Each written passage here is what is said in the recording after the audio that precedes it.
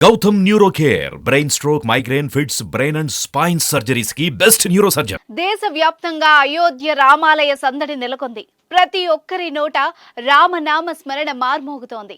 అయోధ్య ఆలయం నుంచి పంపించిన అక్షతలను దేశవ్యాప్తంగా ప్రజలందరి ఇళ్లకు పంపే ఏర్పాట్లు జరుగుతున్నాయి. అలాగే అయోధ్యలో జనవరి 22న బాలరాముడి ప్రతిష్టాపన కార్యక్రమాన్ని అత్యంత వైభవంగా భక్తి శ్రద్ధలతో జరిపించేందుకు అయోధ్య రామ తీర్థక్షేత్ర ట్రస్ట్ ముమ్మరంగా ఏర్పాట్లు చేసింది. జనవరి 22న దేశవ్యాప్తంగా ప్రముఖులు, సెలబ్రిటీలు ఈ కార్యక్రమంలో పాల్గొనబోతున్నారు.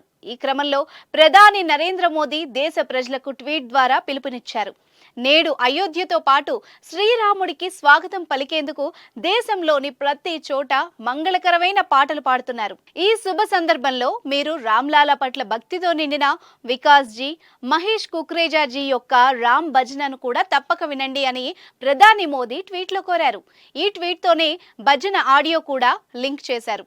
ఇప్పుడు ఆ ట్వీట్ బాగా వైరల్ అయింది. అటు అయోధ్య సందడి ఇండియాలోనే కాదు, ప్రపంచ వ్యాప్తంగా కూడా ఉంది.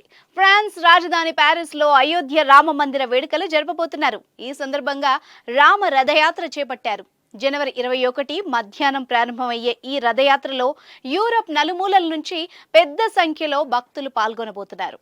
ఇలా అయోధ్య రామాలయం ప్రపంచాన్ని భక్తి ప్రపత్తులతో నింపేయబోతోంది. అయోధ్య రామాలయ ప్రతిష్టాపన కార్యక్రమం. దేశంలోని ప్రముఖ గాయకులు కూడా ఈ సందర్భంగా రామ భక్తి గీతాలు ఆలపిస్తూ భక్తులలో ఉత్సాహాన్ని పెంచుతున్నారు. ప్రపంచం అంతా 1000 కన్నులతో ఎదురుచూస్తున్న అయోధ్య రామాలయ ప్రారంభ కార్యక్రమం విజయవంతంగా పూర్తి కావాలని కోరుకుందాం.